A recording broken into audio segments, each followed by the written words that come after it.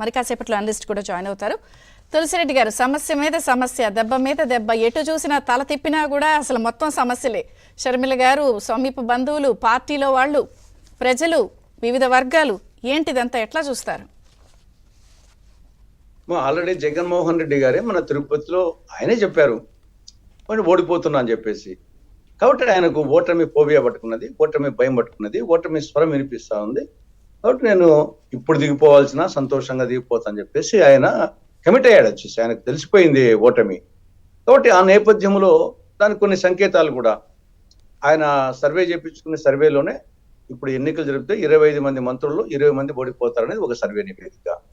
రెండవది వచ్చేసి ఈ పట్టభద్రుల నియోజకవర్గాల ఎమ్మెల్సీ ఎన్నికల్లో 3 ప్రాంతాల్లో ఓడిపోవడము, అదొకటి. తర్వాత గతంలో ప్రతిపక్ష నాయకుడిగా ఉన్నప్పుడు ఆయన సభలు ఎలా ఉండేటి, ఇప్పుడు ముఖ్యమంత్రి అయిన తర్వాత ఆయన సభలు ఎలా ఉండేది ఆయన ప్రత్యక్షంగా చూస్తున్నాడు. అప్పుడు కలకలలాడేటి ఇప్పుడు వెలవెలబోతున్నాయి. ఈవెన్ సొంత జిల్లాలో సొంత నియోజకవర్గంలో వచ్చినా ప్రజలు రావడం లేదు. అది బ్యారికేడ్ల మధ్య పరదాల చాటున పర్యటించే పరిస్థితి ఉన్నాడు. కాబట్టి ఇవన్నీ ఓవరాల్ గా ఆయనకు అర్థమైపోతుంది ఓడిపోతున్నా అని చెప్పేసి. అందుకోసమే ఆయన వచ్చేసి తిరుపతిలో చెప్పాడు. ఇది ఆ పార్టీ నాయకులకు, కార్యకర్తలకు వాళ్ళకు అర్థమైపోతా ఉంది. ముందుగానే ప్రజల్లో ఉండే వాతావరణం తెలిసిపోతుంది. దానికి తోడు జగన్మోహన్ రెడ్డి చెప్పింది అర్థమైపోయింది. కాబట్టి ఇది మునిగిపోయే నావా, ఇది మునిగిపోయే పడవ అనేది వైకాపా క్యాడర్కు, నాయకులకు అందరికీ అర్థమైపోతా ఉంది.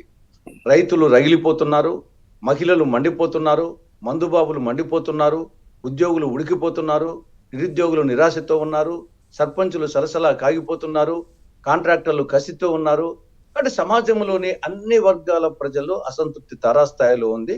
కాబట్టి ఇది ఒక దిక్కు చూస్తున్నారు కాబట్టి వైకాపా నాయకులు, కాబట్టి ఇది ఇంకా మునిగిపోయే పడవ అని అర్థమైంది. కాబట్టి ఇంకా వాళ్ళు కూడా మునిగిపోయే పడవలు ఎవరు ఉంటారు, ఎవరెవరు దారి వాళ్ళు చూసుకుంటున్నారు. అది ఒకటి. రెండవది, అది వేమన పద్యం ఒకటి ఉంది, చెప్పులోన రాయి చెవిలోన జోరిగా, కంటిలోన నలుసు కాలిముళ్ళు, ఇంటిలోని పోరు ఇంతింత కాదయ్యా విశ్వదాభిరామ వినరవేమ అనేది బాగా ఇప్పుడు అది జగన్మోహన్ రెడ్డికి బాగా అన్వయిస్తా ఉంది. కాబట్టి ఒక దిక్కు ప్రజల్లో అసంతృప్తి, అసమ్మతి, ఆగ్రహ జ్వాలలు వాళ్ళ క్యాడర్లో. ఇంకా న్యాచురల్ గా ఆయన చేసుకున్నటువంటి స్వయంకృతాపరాధం వచ్చేసి ఇంటిలోని పోరు కూడా. అది వచ్చేసి తండ్రి విషయంలో, చిన్నాన్న విషయంలో, తల్లి విషయంలో, చెల్లి విషయంలో, అంటే కేవలం స్వార్థపరుడుగా నాన్న లేదు, చిన్నాన్న లేదు, తల్లి లేదు, చెల్లి లేదు అని వ్యవహరించిన కారణంగా ఈ సమస్యలన్నీ వచ్చినాయి. కాబట్టి ఇంకా ఈ నేపథ్యంలో రాజ్యసభ ఎన్నికలు వస్తున్నాయి. మొన్న ఎమ్మెల్సీ ఎన్నికల్లో మీరు చెప్పినట్లు పంచమర్తి అనురాధ గెలవడం జరిగింది, టీడీపీ అభ్యర్థి. ఇప్పుడు కూడా రేపు డెఫినెట్ గా వచ్చేసి 3 సీట్లలో 1 పోక తప్పదు. కాబట్టి ఆ నేపథ్యంలో అతనికి అర్థమైపోతుంది. కాబట్టి అది ఒకవేళ మీరు చెప్పినట్లు బీజేపీకి ఇస్తే పోతే గాలికి పోయే పేలపండి కృష్ణార్పణం అన్నట్టు పోతే బీజేపీ వాళ్ళది పోతుంది. బీజేపీకి ఇవ్వడానికే ఆ ప్రతిపాదన కోసమే ఆయన ఢిల్లీ బయలుదేరుతున్నారు. రాజ్యసభ ఎన్నికల్లో ఒకటి వాళ్ళకి కేటాయించి ఒక సీట్ ని గట్టెక్కించండి ఇప్పుడు నా సమస్యలన్నిటినీ అనేది ఇప్పుడు గట్టిగా వినిపిస్తుంది. అదే ఉండొచ్చు అది. ఎందుకంటే ఎట్లా ఒకటి ఓడిపోతారు, వైకాపా తరపున అయితే 3 ఒకటి ఓడిపోతుంది. కాబట్టి ఆ ఓడిపోయే సీటు నేను ముందే చెప్పినట్టు గాలికి పోయే పేలపండి కృష్ణార్పణం అన్నట్టు అది వచ్చేసి బీజేపీకి ఇచ్చారనుకో, ఓడిపోతే బీజేపీ ఓడిపోతుంది, తందేముంది అనే యాంగిల్లో వచ్చేసి ఆలోచించినా మీరు చెప్పినట్లు వాళ్ళకి ఆఫర్ చేయొచ్చు. కానీ వాళ్ళకేం లేదు కదా, వాళ్ళు ఏం తీసుకుంటారని అనుకోవడం లేదు. ఎందుకు తీసుకుంటారని అనుకోకూడదు. ఒకసారి మనం క్రానాలజీ వెనక్కి వెళితే విజయసాయి రెడ్డి గారు గతంలో ఏమన్నారు, అసలు మేము అధికారంలోకి వచ్చినప్పటి నుంచి 2019 నుంచి ఏ డెసిషన్ తీసుకున్నా, ఏ నిర్ణయం తీసుకున్నా, ఏ చర్య తీసుకున్నా మేము కేంద్రానికి చెప్పి చేశామని ఆయన అన్నారు. నిర్మలా సీతారామన్ గారు ఏమన్నారు, మా దత్తపుత్రుడని ఆవిడంది.